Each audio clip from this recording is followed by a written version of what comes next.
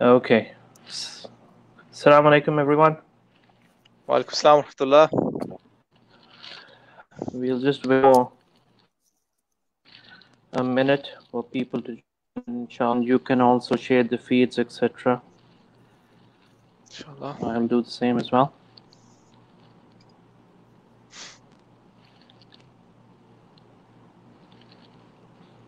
Okay.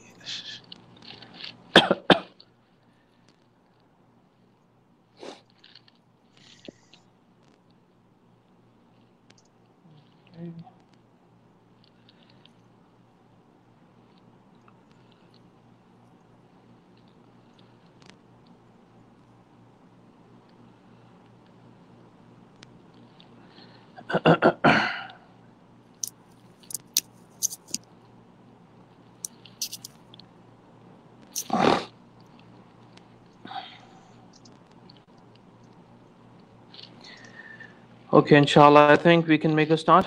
إن الحمد لله نستعينه ونستغفره نعوذ بالله من شرور أنفسنا ومن سيئات أعمالنا من يهده الله فلا مضل له ومن يضلل فلا هادي له وأشهد أن لا إله إلا الله وحده لا شريك له وأشهد أن محمدا عبده ورسوله أما بعد السلام عليكم ورحمة الله وبركاته everyone.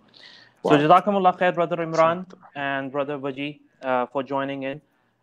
Just a quick introduction to both the brothers, alhamdulillah. So Brother Imran obviously is from IYCI, the UK organization, which obviously is heavy in speaking about the subject under consideration today. And Brother Waji, mashallah, with loads of experience and with a lot of activism, mashallah, under the patronage of Youth Club Pakistan, has been on the scene for a fair number of years, I would think. Brother Waji, how many years now, mashallah? I believe 13, 14 years. MashaAllah, tabarakallah. And Brother Imran, similarly, I think yourself? Nowhere near, roughly? no? Yeah, around 9 years, not 14 years. Okay, mashallah, tabarakallah. Okay, Jazakallah khair once again for joining in. So now, we were actually trying to get one brother from India as well, but unfortunately we couldn't get him. So there might be a brother who would be joining in from a questioning perspective from India. We'll see if he joins or not. He said he will. So, so we'll see how it goes, inshallah. So we'll start with speaking about a little bit about, let's say if we start with Brother you, Imran, and you can give us kind of a very concise summary, because I want to stick to the timeline of the show. I don't want to go beyond 1 hour. We can have another, inshallah, show in a few weeks' time, inshallah, if we are unable to cover all the content. But give us kind of a summary. Again, we are going to be concentrating on the Muslims, not obviously atheism from any other perspective, but how it's impacting Muslims, whether it's Europe, whether it's UK, whether it's the Muslim countries, etc. So if you can give us a summary of how the impact of atheism has been in your experience and exposure, mashallah, which is quite rich, in UK and in Europe at large, and even maybe in North America. Okay, so Bismillah, the first thing I guess it's important to understand is that on the ground, atheism isn't that predominant from the perspective that it doesn't have that much sway. Although when we look at social media and we look online, we look at YouTube, we look at the horsemen of atheism, those that are popularizing it, those that are you consider the spokespersons of atheism, they are making a lot of noise online. They're writing a lot of books these days. They're really trying to push their particular agenda of godlessness and wanting to spread this outlook. However, on the ground, what we've realized even in the UK and Europe, it hasn't got that much traction, surprisingly. What you find, generally speaking, in the UK and the West in general, is people they are more secular. They have become extremely godless. But what you find when you speak to people is that not that they're atheists per se, as you would define it philosophically speaking, or even materialists. They are people who are simply busy with life. They are busy with material worldly things, and they don't have time for the question of God. They haven't really considered the question of God. And when you ask them, they're neither here nor there, generally speaking. So if you were to categorize them, you would say they're probably agnostic, right? They're not really sure and they're not really interested. That's with the majority of the people. But this sort of hardline atheism and naturalism that's been pushed online, especially, and you see figures like Richard Dawkins, Sam Harris, etc., it's not very prominent. If anything, it's dying down now. As far as my little experience in Pakistan and Asia and the brothers I know in these areas, something that I've from the little time I've had there, anecdotally been able to pick up again, it's not that prevalent. It seems like on university campuses, it's popular from the perspective that it's just something that's cool and in fashion at the moment among certain people. Not that it has any strength from a logical perspective, or that it holds any weight from that perspective as a worldview or an ideology. It's just simply fashionable, it's cool, and people just seem to be following the trend. That's what seems like that's happening. Okay, Jazakallah khair. And Brother Baji, can you give a similar context in Pakistan? Bismillah ar-Rahman ar-Rahim. First and foremost, Jazakallah khairan for inviting me, and Salaam alaikum to all those who are listening to us right now. I think this is a very important issue, and I would actually agree with Brother Imran that even in Indo-Pak, this thing is being pushed to a huge extent and being able to, appear as if this is basically growing on a very large scale. I think in our countries, and I will talk from that perspective, there is a huge issue of intellectual inferiority complex. And people are more and more, thinking that maybe the kuffar or the non-Muslims or the West or people in Europe have developed maybe because of the very idea that the belief is more towards, the denying the existence of God. And because of their inferiority complex, they are adapting these values, thinking that, we can grow as a nation if we put the religion on one side, especially Islam. So it's not more of an intellectual issue. It's more, kind of emotional, kind of inferiority complex. And they're trying to push this whole narrative because at the end of the day, they find religion or Islam as a hurdle in terms of, trying to be able to live their life their own way. So we see a lot of educational institutes trying to push the very idea, and they can get confused between evolution and the Darwinian, understanding of evolution. And they try to push the narrative, and, they try to educate in terms of telling the kids, the more you're going to be religious, the more you're going to be backwards. And the media is actually promoting the very idea that, look, this personality being religious, look at how backward they are. They are not aware of whatever is happening in the world. And, students are more and more becoming, developing this understanding, like we are going to become religious, we're going to lose out on the world. So, in short, Hubbud Dunya, having the aspect of Wahan, and be more focused towards this world. And of course, inshallah, we'll be talking more on this issue. So, in short, inferiority complex, being more inclined toward this world, and lack of understanding of religion, being able to get more exposed to the very misconceptions of religion. And on the other hand, there are certain societies which are trying to promote the very idea that, it's growing on a large scale, which is not. Okay, Jazakallah khair for that as well. Now, just for our listeners, inshallah, our lines are open for Q&A, which you can actually post in the comments section. So we should be able to get your comments in. If you have any questions, inshallah, we'll be taking them in the second half once we have covered, inshallah, some of the topics which we want to cover. So coming back to you, Brother Imran, if you can speak a little bit now about how in a Western context this concept has come in. Yani if you do a comparison of how Christianity suffered through the Renaissance, and then exactly the death of the soul, then the kind of the segregation of the demarcation of the clergy and the state. Again, there's a lot of history behind it, but for our audience, for the big audience, from where has this concept actually evolved? So if you can speak a little bit about that. That's a very, very good question. And I think it's important to touch upon the history briefly, because something you get to realize as you study atheism is that as a worldview, as an ideology, it's very weak. It has no strong foundations. You can dismantle it within seconds. But then it makes you think as to why it still remains. Why is it still popular to whatever extent it is? And the reason is because we have to remember that atheism is not in a vacuum. Especially in the West, we know from during especially the 18th and 19th century, we had the Enlightenment period. And the whole idea behind the Enlightenment essentially was where prior to the Enlightenment, about 500 to 600 years Christianity was dominant in all spheres of life, whether it be education or whether it be your social dealings. It was all of Christianity and permeated everything, every facet of life. Now, what this also meant was that there was a lot of restriction as far as studying the world, inquiring and gaining knowledge about the material, physical world around us.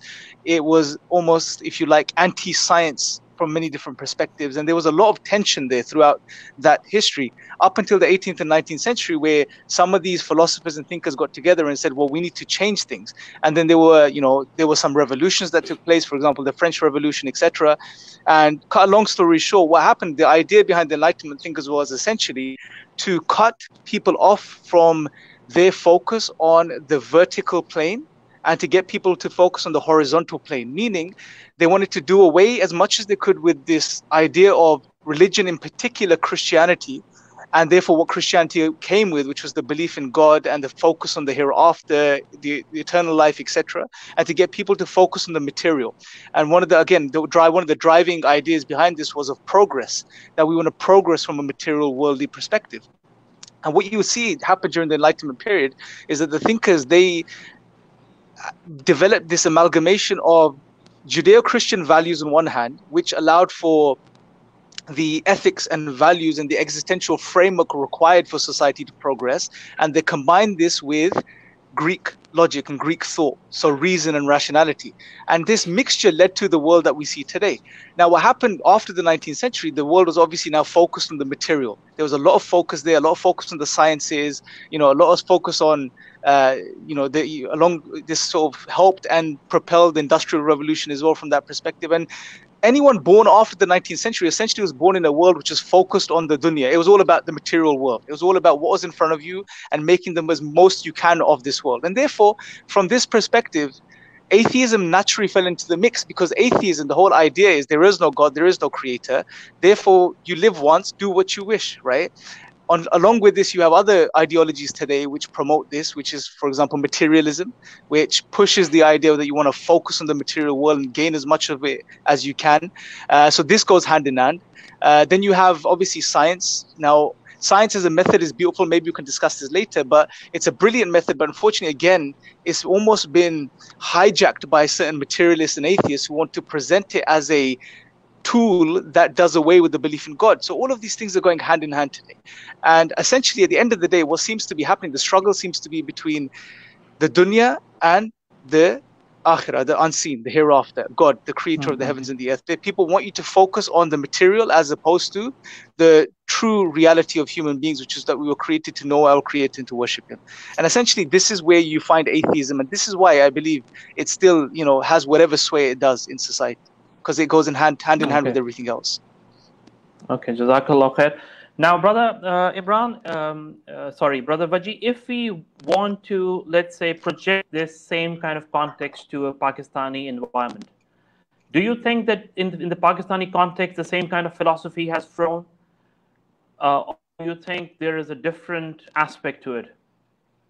I would like to highlight the fact that, this entire domino effect which has been going on from the past, same thing happened in the Christian society, where people, yes, they were focused on the hereafter, but the idea of ignoring the very reality or the needs of the world, where you make this world, a place of suffering in terms of not catering to the very needs of how people would be able to make this life better as compared to, of course, hereafter, which should be the goal as well. And we need to be able to understand the fact that this idea of eliminating God from all areas of life, whether it be education or politics and everything.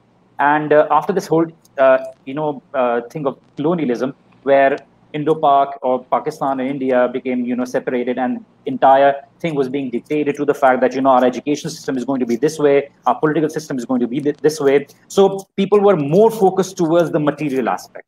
So it was more about the idea of capitalism. It's about being able to, take jobs. So people did not see, a lot of benefit in terms of being able to acquire religion from that perspective, or be able to take benefit from that. So things got, in opposite directions.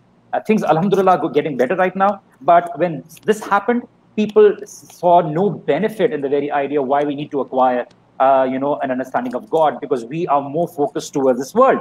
And the more and more this got communicated, that if we involve religion in that particular materialistic life, we are going to lose away from this world. And hence, they were more and more focused towards the material life, and they're eliminating. And also, of course, we need to be able to recognize our faults as well, where a lot of people try to, they try to focus on the fact that, if we focus on the dunya and try to focus on technology, we're going to move away from religion.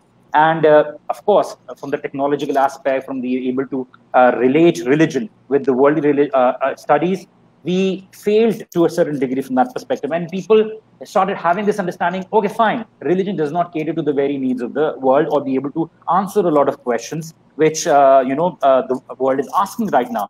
And we have the situation right now where people find no benefit in terms of acquiring religious studies, or be able to amalgamate to a certain point where they can actually take benefit from it. So worldly education became a totally separate thing. And over here, the same case is developing. But on the other hand, I would like to highlight the fact that even the secularists agree to the fact that in Pakistan, religiosity is actually increasing. Of course, there can be a debate into a huge extent, but we need to understand that things are changing right now. People are becoming more and more aware.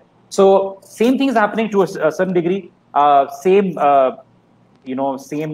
historical event going on in a very different manner. But alhamdulillah, things are getting better. Okay, I think your connection has a slight issue, but it's working, alhamdulillah. Okay. Yeah, alhamdulillah. Okay, now coming back to you, Brother Imran. Now, obviously, in this session, we are not going to be going heavy into philosophical discussions, because this is not what our core audience is. What we want to concentrate upon is that, I've understood your background as well, mashallah, and what was your personal experience, from your teenage years all the way to coming back to, mashallah, understanding Islam. So, in a kind of a Western context, do you actually believe that a lot of our youth, our Muslim youth, are taking kind of the same trajectory when they're coming back to Islam, or there is something else going on as well? Yeah. So again, it's a brilliant question. I think what's happening is, generally speaking, across the board, whether it be Pakistan or the UK or anywhere in the world, there seems to be a revival amongst the Muslims in coming back to the deen and coming back to practicing. And I believe one of the reasons is because we live in a world today, as it's moved away from God and has divorced itself from the idea of God and religion. Therefore, naturally, we've pushed ourselves into a position where almost all meaning is removed from all aspects of life. So we almost live in a very sort of nihilistic, the term is nihilism or nihilistic world, meaning a life that has no meaning. It has no real intrinsic value or meaning. And this is what people are starting to realize. And therefore, people are not satisfied. There is something that's missing. It's empty. And as we know from our Islamic tradition, that Allah subhanahu wa ta'ala created every single human being to know Allah and to worship Him. Allah subhanahu wa ta'ala says in the Quran, وَمَا خَلَقْتُ الْجِنَّ وَالْإِنسَ إِلَّا لِيَعْبُدُونَ, that He did not create us and the jinn-kind and the human beings for no other reason except to worship Him. It's a part of our fitrah to recognize that there is a creator and that He deserves worship.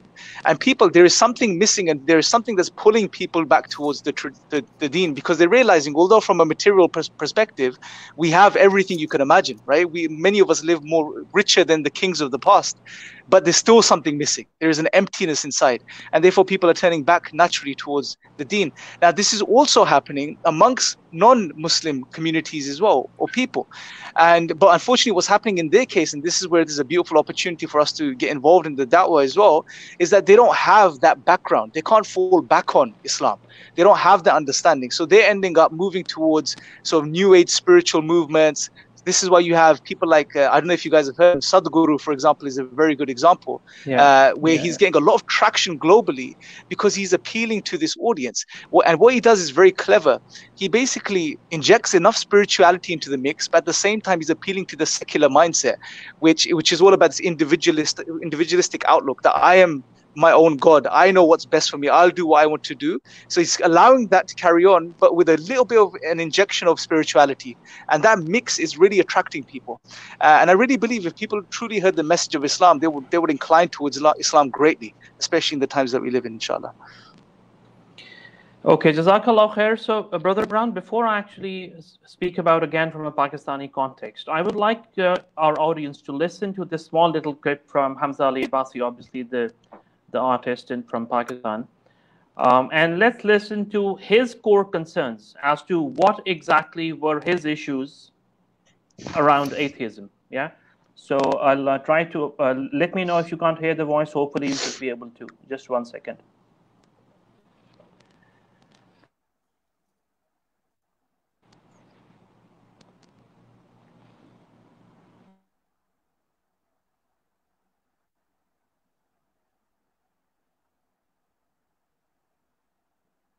We can't hear anything.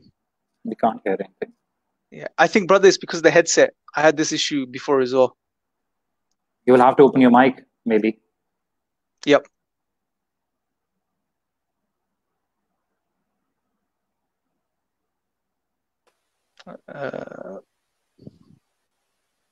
Wow, I see two of you. we've got brother times two. I don't think he can hear us. We can't hear you.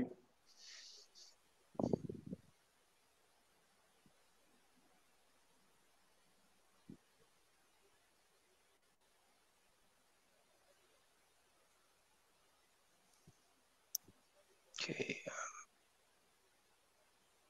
Let me just put it in the chat, private chat section, Yeah. see if you can.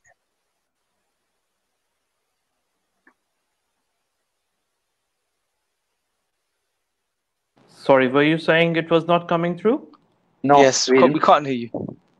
Even the audience were complaining that they weren't able to hear anything. Oh, you couldn't? No, we couldn't hear you anything. weren't able to hear? Yeah, I think it's your mic, brother, the headset. That's a shame, You really. may have to unplug the headset so the audio plays into the feed. Ah, is that the case? Yep. I had the same issue last week. Okay, no issues. I'll probably the next time. But basically, I'll just paraphrase what Hamza Ali Abbasi is basically saying. So what he's saying is that he couldn't actually get answers to his questions which he had. And his main concern was living in Pakistan, that actually he was asked to blindly follow a lot of what was being told by his elder, by his kind of the clergy, and not actually, he was not able to get answers to his questions. Now, Brother Vaji, from your again experience, mashallah, working at the grassroots, absolute grassroots within Pakistan, we listen to people like Hamza, and then in your experience, why people, not only from an atheistic perspective, but generally speaking, why people are, yes, there's this spectrum of people coming back to religion, but on the other hand, there is a mass population which is also going back, right? Especially the youth. So why is this happening? Why is this struggle going on in Pakistan? Especially in case of Hamza Ali Abbasi, I would like to first highlight his issue over here, that he's been going through a lot of confusion throughout his life. As he said in his interview that he was an atheist before, but then, he was trying to look for a lot of answers. The thing is that one of the issue over here in Lupak is that especially the celebrities, they look for answers from individuals who are more or less available in the mainstream. The idea of making scholars accessible, to be able to know who to take knowledge from. Now, Hamza Ali Abbasi was at the same time coming from a different background. And this is the case of a lot of individuals, not a lot of celebrities. Even I did a show recently with a very known celebrity in Pakistan. And the very question which he was asking himself, I had a lot of answers. I didn't know where to go to. But at the same time, he was looking for answers in his own circle. He was trying to think about a lot of solutions from the very background that he was coming from. Now, Hamza Ali Abbasi, in his case, was confused, and he was actually listening to a lot of people who were coming on television. And now he's associated with a particular individual or a group who have been able to, mold or answer a lot of his questions based on the fact that his confusion is actually increasing. Now, a lot of individuals are turning towards atheism because of the fact that they find a lot of restrictions regarding what they want to do. So a lot of things have been made available to individuals over here. And when they look at religion, they find it becoming a hurdle in terms of how they want to live their life. So they might ask a lot of questions which might be arising in the mind, like what is the punishment for somebody who leaves Islam, or maybe the marriage of Aisha radiallahu anha. And somebody might come up, tell them, okay, man, these ahadiths are actually not authentic. And, these were fabricated. And he's like, oh, that actually answers. So at the same time, look, it actually becomes a sort of a positive thing for them to be able to not go in the category of kufr.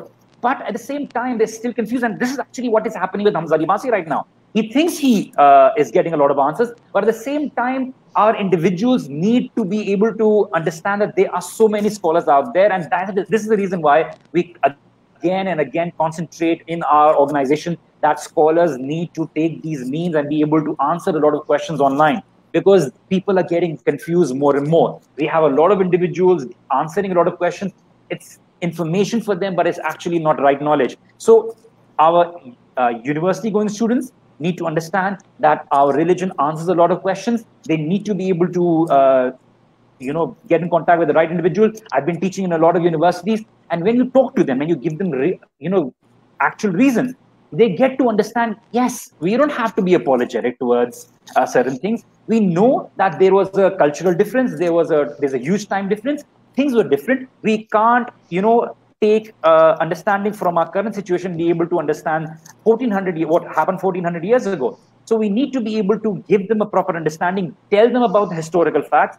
If our generation is not going to know about what happened in the past, be able to completely understand the religion, of course, these confusions are going to be there. And eventually, when they listen to the wrong individuals, and based on our experience, it's like maybe they heard some khatib in the masjid speaking about, this world not being worthy enough, and, you have to use a soap, or maybe not use a telephone, or maybe not use the internet.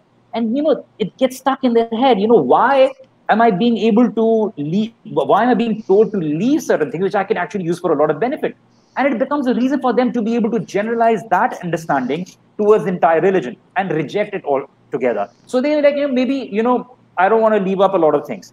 And these people are asking me to leave certain habits of mine, which may be becoming harder for me to be able to become closer to God. And maybe they make it as an excuse. So we need to be able to educate. And over here at AD, education system is playing the role.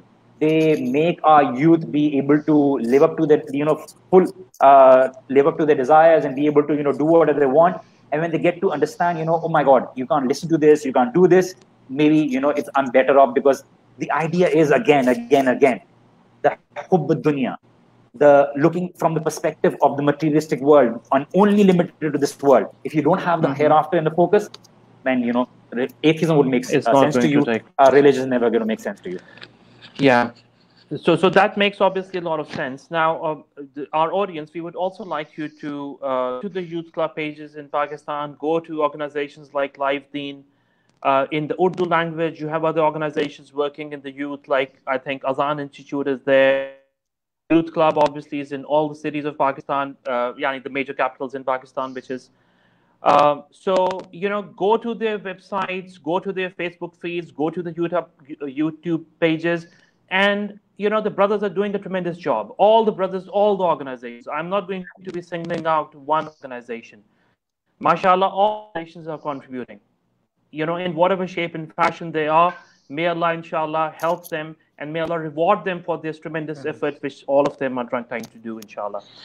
Now, Brother Imran, obviously from, again, a Western perspective. Now, this, I think, sister, she's asking a question that what should the youth do for themselves and for others? Not only, I think she's asking from an atheistic perspective, but in order to implement deen, in order to really understand the deen first of all, and then implement the deen on themselves, and then probably the rest of the society.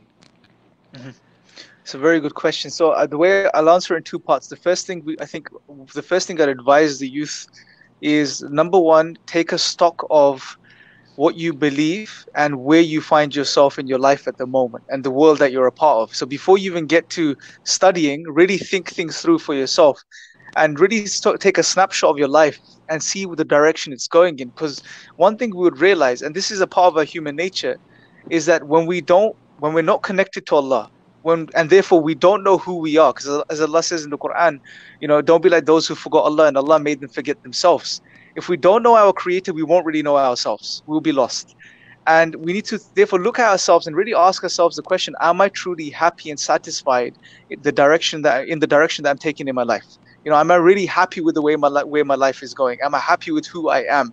And once you've really looked into this, and especially the times we live in, what's going to be obvious is that most of us are going to find ourselves in the position that we are living very, if you like, hedonistic type lifestyles, meaning it's all about pleasure, maximum pleasure, doing whatever leads to joy and happiness and pleasure from a worldly perspective. And when we see this, one thing we'll realize is that I'm doing all of these things, and I've probably been doing all of these things for several years, like whatever I want to do, however I want to live. I'm still not truly satisfied and happy. I don't feel fulfilled. And that should be a sign for them that the direction they're taking isn't the right direction. It's empty from that perspective, right? So once you get to that realization, the next thing to realize is really understand the foundations of Islam properly. And I think this is something that's really missing. A lot of the time, and as Brother Waji mentioned as well, a lot of the time what happens is there's a disconnect between the ulama, the scholars, and the youth. Because, and unfortunately, most of the time when the youth watch or try to refer to the scholars and the religiously inclined, what they normally hear, unfortunately, is do this, don't do this. This is good, this is bad, which is important in the deen, no doubt. But it's not at the top of the list of priorities for someone that finds themselves in that position, right? So it's very important for them to realize that's an aspect of Islam, no doubt. God has given us a way of life. He's told us what's good for us and what's bad for us. But before even that, before worrying about that, they need some foundational principles that have to be in place. So just give you one example, one of the things that really needs to be understood is who is Allah, and what is our relationship with our Creator? Where do we stand as far as our Creator is concerned? So once we understand from the Islamic perspective that Allah is the Creator, He is the one that is all-powerful, the all-knowing. He is the being that wants best for us. He wants best for us. Hence, He gave us the Quran. Hence, He gave us revelation throughout history.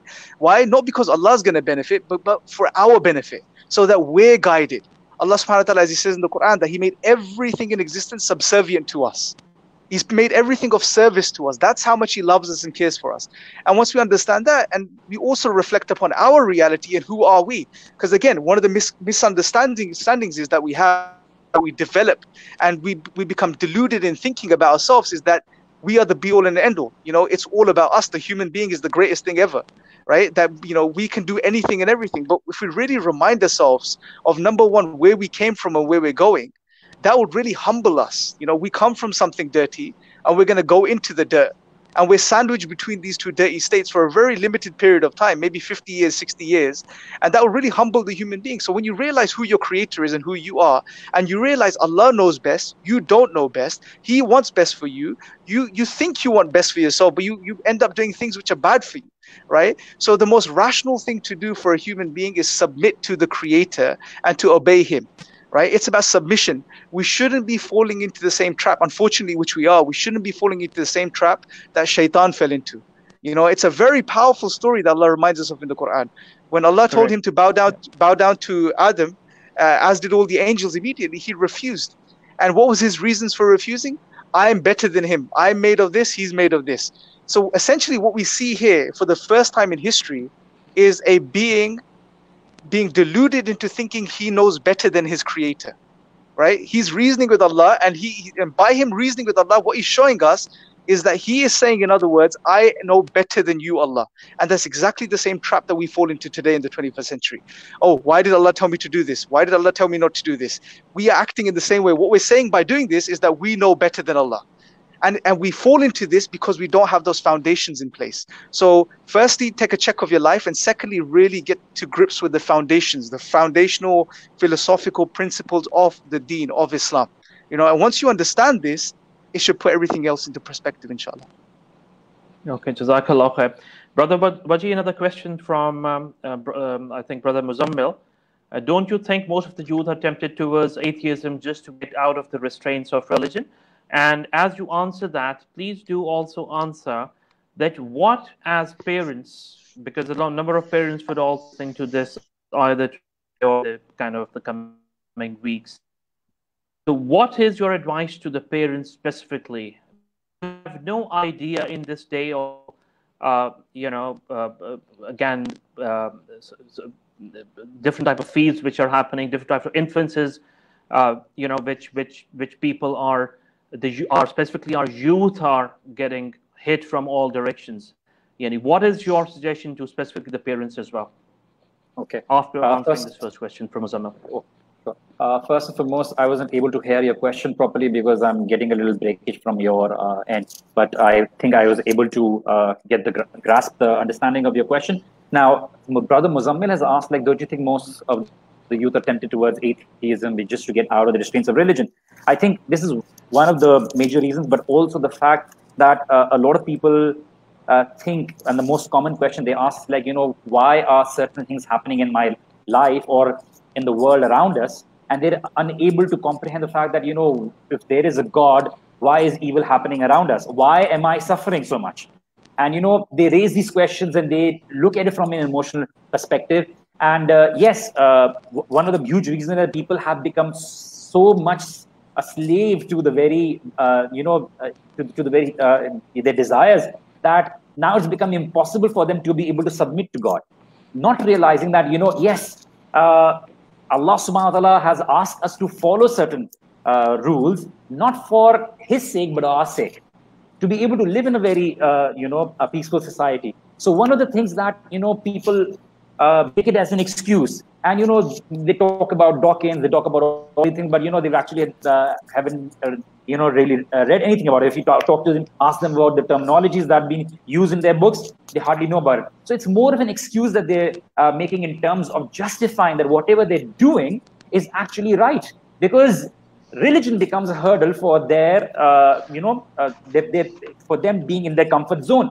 Another reason is like, maybe having a bad, marriage life, seeing a bad married life in their parents' life, or being able to see a lot of suffering happening around them, and they ask this question like, why is this being not corrected by God? Of course, we need to be able to instill in our youth that God is all powerful, but also He's all wise. And need to be able to understand, and this is the very example we get from Surah Al-Kahf, that there's so many things that you may not be able to understand, they're happening around you. So we need to be able to communicate the very idea, just like Amma Aisha radiallahu anha said, that if the very idea of don't do this and don't do this or do this would have been revealed, most of the people would have said like, we can't do this. But the idea of mercy, paradise, the fear of Jahannam, like Ibn Qayyim said, the balancing between the fear and the love of Allah.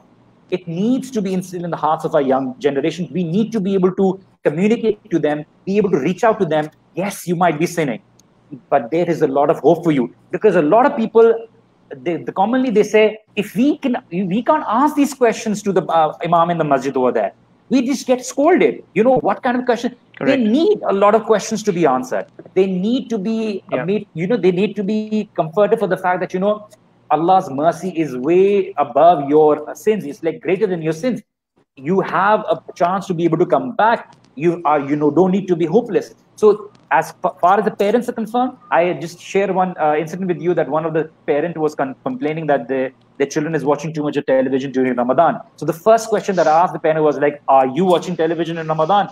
So like, yeah, I'm watching television in Ramadan. So like, how do you expect your child to be able to understand if you tell them to be able to not lie, but not be able to implement the very practice of religion? You've been telling them the entire life that money is what you need to be able to earn your respect through. And all you see in their life as religion is that when somebody gets born or somebody dies or somebody's getting married, that's where they see the religion. And when they grow older and they start to live their life based on the same values, you tell them, no, your religion tells you not to do these. And they're like, what? You've never taught me about the value of religion in my life. And now you're telling me that I can't do this when I've gotten used to be able to, live my life based on my whims and desires, and you're telling me that religion is something which tells me not to do this. The most easiest way out is for them is to be able to say, okay, fine, I should eliminate religion out of my life. and be able to get away from it so that I can actually continue in my comfort zone and be able to live the way I want to. Okay, Jazakallah khair. Brother Waji, let's try it once again. I'll try to play another short clip from this, individual called Rana Ahmed. So let me just give me 5 seconds to try to play it, inshallah.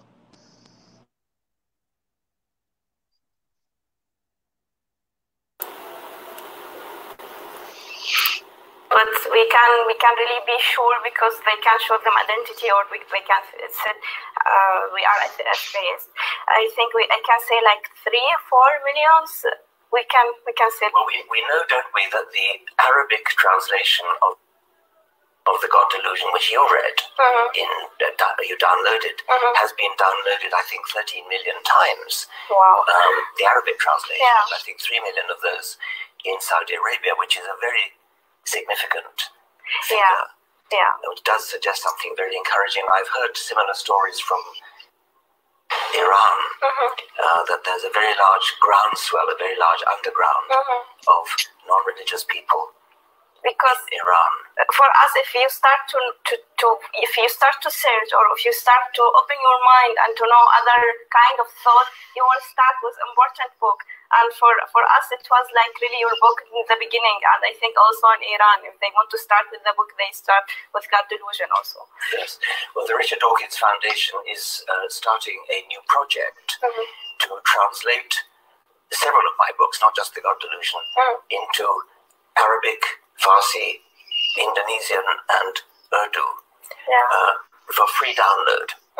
So not to be published as paper books, but to be downloaded free. So we hope that will help people who still are in the predicament that you were in. So thank you very much. Okay, now, sorry, 1 second. Okay, now this is the situation. Okay, now the reason I've played this clip is obviously, as you can imagine, there's a particular reason for that. And the reason is that There are two of you talking. this lady, Yeah, brother, there's this 2 is screens. actually a Syrian lady. Can you hear me first of all? There's 2 screens of you. There's playing on 2 screens. Yeah, I know. There are 2 of me. I'll remove one of myself. Okay, brilliant. Don't worry. You can hear me, right? Yep. Yeah. Yes, brother. Okay, good.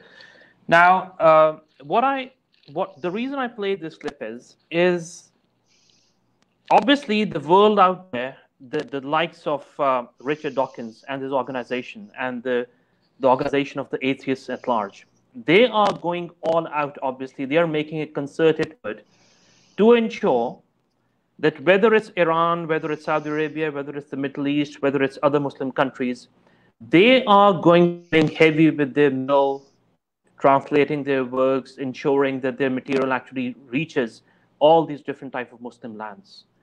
So what is that, we need to do, again, amongst the Muslims, in order to ensure, because at the end of the day, it is going to be very difficult for such books to be, let's say, publicized in countries like Saudi Arabia. Alhamdulillah. It's going to be very difficult.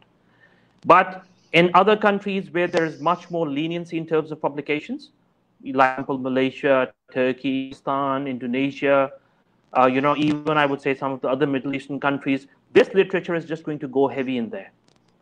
So what is, again, Brother Imran, I'm particularly asking you, that your experience again, have you ever come across such kind of discussions or organizations working in the Middle East, other Muslim countries, and you've experienced such stuff? Yeah, so firstly, I'd like to point out that you can see from the clip as well, he seems more concerned about his publications than her and what she went through. And this obviously highlights that he has a clear agenda to promote an idea. And he seems like he's a man, obviously he's in his late stages of his life. On atheism, he hasn't got any meaning anyway. And he seems to be living with this ambition of leaving a legacy behind. And that seems to be something that drives him. But the issue is, see, when it comes to these publications, we have to remember that Richard Dawkins is recognized maybe as the godfather, the main horseman of atheism at the moment. And his publications are getting out there. Loads of people are reading them. And even I would even say that in Saudi, although you may not get them in print form, but they'll be easily accessible online. And that's how the youth will be spreading them. So I think the thing here is this. I think what we need to do, what we can do, is firstly, us individuals that are involved in the dawah, is to read through this stuff and to do really clear rebuttals and responses to the content that they're putting out there. And one thing we'll realize is when you read this stuff, for example, whether it's the Delusion or Richard Dawkins' more recent book, Outgrowing God, you will see his ideas a lot of his ideas are outdated. A lot of them have already been refuted. And to be very frank, I mean, in his most recent book, Outgrowing God, we have a full response to this. It's on my channel as well on Epistemics. So if anyone that's interested can watch that. But one thing you'll realize is that he predominantly is speaking to the Muslim world. Although when you look at his views in regards to Islam, he seems like someone that hasn't read up on Islam. He seems like someone that hasn't even probably read the Quran, right? He makes some very fundamental basic errors which are present in his book, and anyone that goes through it can pick them up. So he's, and I don't understand this. I mean, if someone like Richard Dawkins, who is considered to be such a leading figure of atheism, it wants to address the Muslim world, one, he should do his research properly, and secondly, he should speak to Muslims. I mean, he doesn't want to speak to any Muslim. You know, he doesn't want to debate any Muslim that can hold their ground and defend the tradition properly on an intellectual level. He's been challenged by many people. I believe Hamza Zortzes offered him to debate once several years ago. He refused. Hijab has recently asked him to debate. He refused. Or he's not even paying attention. He seems like someone that just wants to push an agenda, an idea, and not want to have to deal with Muslims. And that shows the weakness of his position. Imran, you know, that is something which they'll continue to do. You know, the point is not whether, you know, they will not push their agenda. Obviously, the point is that, you know, they are doing their part. And, you know, is it enough, let's say, understanding, or is there enough work or enough dawah happening within the Muslim world to kind of circumvent these philosophies and ideas? That is the question. Because they will, you know, the kufr, yani the taghut, will play their role. Yes. Whatever happens. Yeah. Yeah. Well, I think it's a hard question to answer, because from what I've seen myself, there is a lot of brilliant work that's going on in Pakistan, in India. Like, for example, at IRA, we have several outreach specialists. One brother that's is Indian. He works in India. Obviously, Youth Club and all of the other organizations like Live Deen in Pakistan are doing phenomenal work to counter these narratives and to educate Muslims on the Deen. In the UK, we have several organizations which are doing the same. So the work is happening, no doubt. But we have to remember that, you know, we have to remember that these individuals, as weak as their ideas are, they have a lot of push. They're getting a lot of push, a lot of promotion. You know, and you'll see this with Dawkins and Harris. So we need to carry on doing the work. We need to do more. I really believe there's not, you know, there's not enough. There's never enough. We have to keep doing this, keep responding to these people, keep putting out content, and at the end of the day, not become disheartened, because we have to remember we're doing this for the sake of Allah, and you know, whatever we do, inshallah, the rewards are with Allah. And we shouldn't be disheartened at the fact, oh, look at Dawkins, he's got a book out there and it's got millions of, you know, this, that, and the other. We need to keep doing what we can, and we have to remember we have the truth. And as Allah says, the truth, you know, will vanquish, it will destroy falsehood. And falsehood by its very nature is weak and it's frail, and it will be destroyed, inshallah. Inshallah. Brother Waji, would you like to read the question on screen now and answer it, please? Sure. Before answering this question, just commenting on the video, you know, these things are possible which Dawkins was planning to do because of the availability of resources. And, you know, we as religious organizations, as dawah organizations, are tackling the very idea of to be able to get those resources so that we can actually distribute our materials, you know, for free. And this is where the role of the state comes in. I think Saudi is doing a marvelous job in terms of being able to make the resources available. We need to do this in other Muslim countries as well. And we need not to worry about whether Dawkins is going to publish his stuff online, because, you know, Batil is bound to get perished, because once we just need to make our little efforts. And that's what the amazing work is being done by Live Deen, Adhan, Youth Club, all these organizations. And we need to be able to unite our forces and be able to come forward, do our part, and leave the rest upon Allah subhanahu wa ta'ala. So we need to understand that as much as they can try, because they have the advantage currently to be able to have those resources. They are being funded heavily to be able to inject these ideas so that this remains some sort of disagreement, this whole edginess amongst the entire Muslims about their idea of faith. So educational sector needs to play an important role, because if our educationals are going to be unaware of the very idea where the roots are, of how important religion is for them, if they are going to be going to have that inferiority complex. If in this video, if they would have been a dark-skinned Desi talking about something about releasing his work, nobody, trust me, nobody would have been very much interested. But it's a Gora guy, it's a white man talking about what I should be, it's me dictating you how your life should be about how you need to be successful in life. If you adopt these values, which I'm telling you, you would be the superpower of this world. So teachers need to educate themselves. We as dais need to be able to come in the role of education. I see a lot of people, because of the financial issues, they're not coming in the area of education. And I do understand for a fact that it's difficult. And I've seen the education, so I've been part of the education sector for almost 15 years.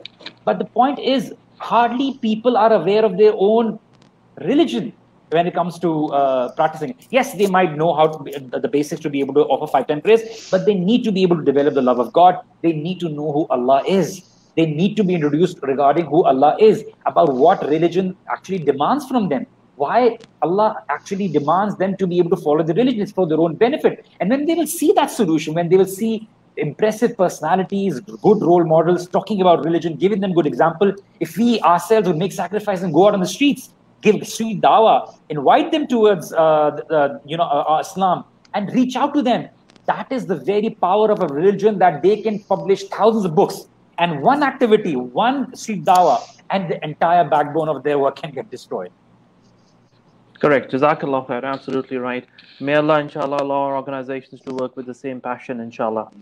Now, Brother Imran, another question which normally is kind of coming up, especially in the context of this. Again, Brother Baji can comment maybe later how much is it really relevant to the Muslim countries like Pakistan. But I do believe that the war in the West actually is moving from following a particular mazhab or sect to actually ensuring that our Muslim children remain Muslim. Is this a correct kind of understanding? There is sure, absolutely. So most of the organizations that we see in the UK, Islamic organizations, they are focusing on those basics. They're attracting the youth, which is a brilliant thing, so that the youth could be well acquainted with the basics of the deen and the foundations of the deen, and develop love for the deen, love for the sake of, love for Allah subhanahu wa ta'ala, get to know the Prophet sallallahu alaihi wasallam, so they can sort of practically start implementing the deen in their life again. So absolutely, there is this, but at the same time, there is a lot of, unfortunately, unnecessary sectarianism which is still prevalent amongst the Muslim community. And to be honest, from a non-Muslim dawah perspective, it's doing a lot of damage as well, which is sad. As Muslims, we sure, we'll disagree on many things, but it's to be done with respect, and it's to be done, especially in the age of social media, it should be done with wisdom and at a certain place. It shouldn't be brought online for the world to see. So I have a big gripe with this, because I think it's not, from a purely dawah perspective, is doing a lot of damage. And if anything, stuff like this also pushes the youth away from the deen, because the thinking is, okay, on one end we're saying, you're following the religion of the creator of the heavens and the earth, the one that created everything, and he's given us this universal way of life. But on the other end, you're debating with and fighting with each other on some very trivial matters and making it public. So they can't reconcile these two things sometimes. So that, although we don't see that as a big issue, but that does, fuel the fire further. So we have to apply a lot more wisdom from that perspective as well, I think, inshallah. But yeah, definitely, to answer your question, I think there is a collective movement to bring the youth back to the deen and to get them to really understand Islam properly. Yeah, the reason, brother, I asked this question is because, honestly speaking, as you've rightly pointed out, that there's a lot of work is happening amongst the various kind of organization groups, unfortunately, the mazahib, etc., etc. But I personally believe, again, this is what my understanding is, that we need to move away from that in order to really ensure that actually our youth remain with the broad spectrum of being a Muslim. Yeah. Because that is the real fight focus in the West now. Yes, the focus. I mean, what the Muslims and non-Muslims need in the West is the basic understanding of how amazing and beautiful this deen is, and not only that, it can answer the questions people have today, but how Islam provides the solutions for the problems of the world that we live in today.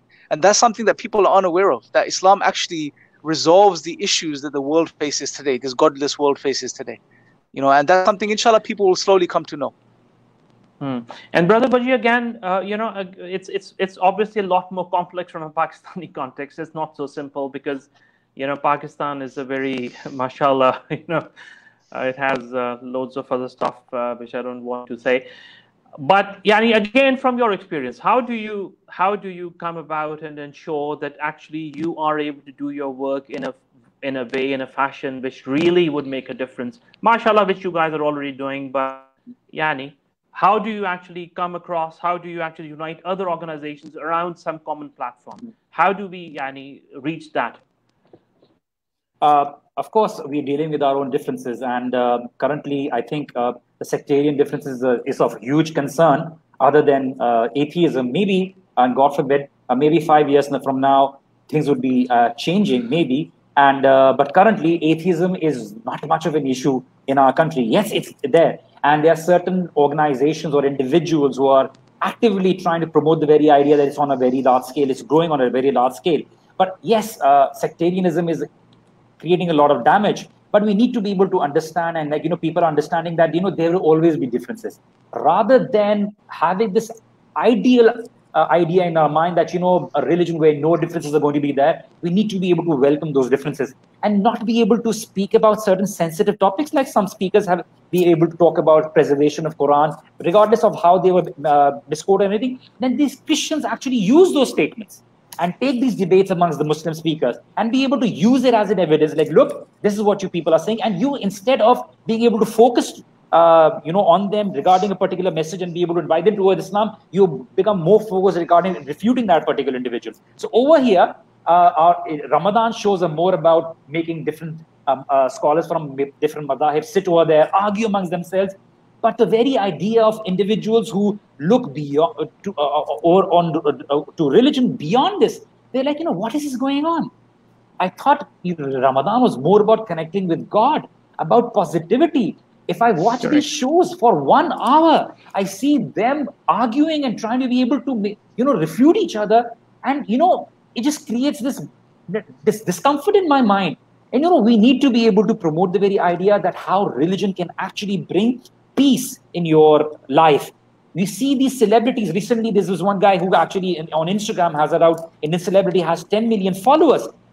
Having everything in his life, but he was still going through certain difficulty. He actually committed suicide. Now people are realizing that, all this running after this world is actually not going to make them happy. And slowly people are realizing that, there is more to this life than what they have been told by this, entire system about having money, celebrity, fame, likes, views, etc. So people are slowly coming towards this. But if we keep on disagreeing with each other, yes, there are going to be certain valid differences of opinion. But if we keep on fighting and be involved in our internal differences, we would never be able to invite other people towards Islam. So we need to be able to look from a broader perspective. Our responsibility is to be able to invite people towards Islam. Alhamdulillah, organizations are realizing it, but we can't do this on a large scale until and unless we don't join our forces. The state does not support us. We don't promote the very positive idea of religion and be able to go out on the streets, education institutes, create individuals who can actually play an important role. It cannot be achieved without a teamwork, and we need to be able to work together. Absolutely, no doubt about it.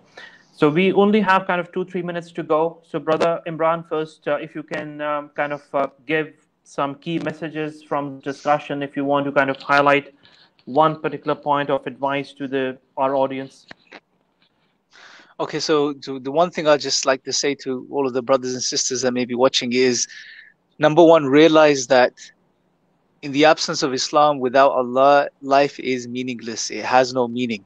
You may initially think anything goes, you can do whatever you want, enjoy yourself, have maximize pleasure from every perspective, but eventually you're going to run down into a hole, and you're going to realize these things aren't cutting it because they're not filling that void or emptiness that's inside you. No amount of money, no amount of material possessions, nothing is going to fill that hole.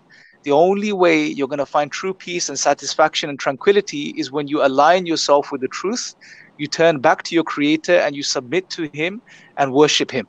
That's when you're going to find true peace and tranquility. And at the end of the day, I mean, I'll leave you with this. As soon as you're born into this world, you are born into a state of slavery. You're not free. No one is free. This idea of freedom that we're sold today is false. It's an illusion. Everyone is a slave to something or the other. The choice you have, and the choice every single one of us has to make, is, are you going to be a slave of something that's created and ephemeral and weak like you are? Or are you going to be a slave to the Creator of the heavens and the earth? And through submitting yourself to God, you will fulfill the purpose of your existence, which is to know Him and to worship Him. And through doing this, you'll find true peace and tranquility, good in this life and the best in the hereafter. That's the choice we have to make. Who are you a slave of? The dunya or the Creator? That's essentially what we have to decide. Brother Wajih, key action from your side? Yes. We need to realize, and my message to the youth would be that the idea is that you need to free yourself from the slavery of the creation, like Brother Imran said, and become slave of Allah subhanahu wa ta'ala. Because when you become a slave of Allah subhanahu wa ta'ala, that's the highest degree you have. And when you become a slave of Allah subhanahu wa ta'ala, it frees you, liberates you from all the slaveries of this world.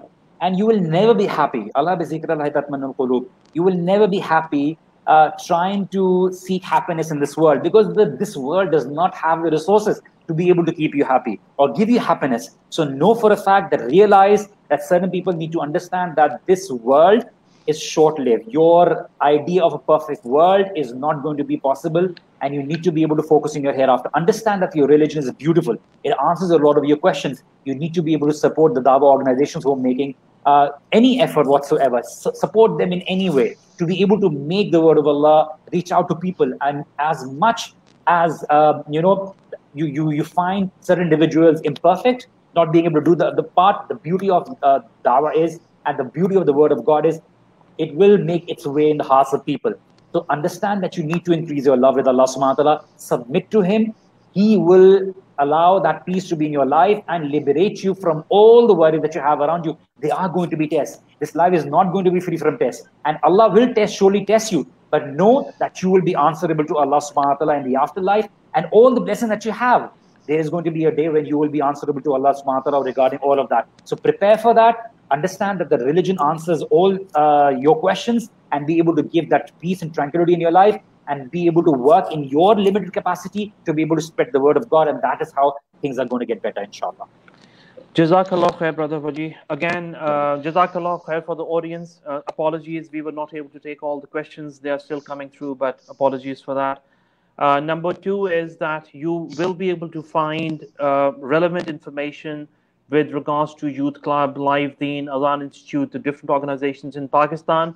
If you just type of search, we will also, inshallah, be covering, pasting the different links also to the different links of Brother Imran's and Brother Wajih's pages, etc. Go on to them, learn about Islam, inshallah, and hopefully, with our combined efforts across the globe, any type of organization which is working towards the real substance, to real conceptualize Islam from its truthfulness perspective. So it is going to be, inshallah, taking over all the different adyan which are out there. So jazakallah khair, subhanakallahumma wa bihamdika, ashhadu an la ilaha illa anta, astaghfiruka wa atubu ilayk. Wassalamu alaikum wa rahmatullahi wa barakatuh. Wa alaikum assalam wa rahmatullahi wa barakatuh. Assalamu alaikum wa rahmatullahi wa barakatuh.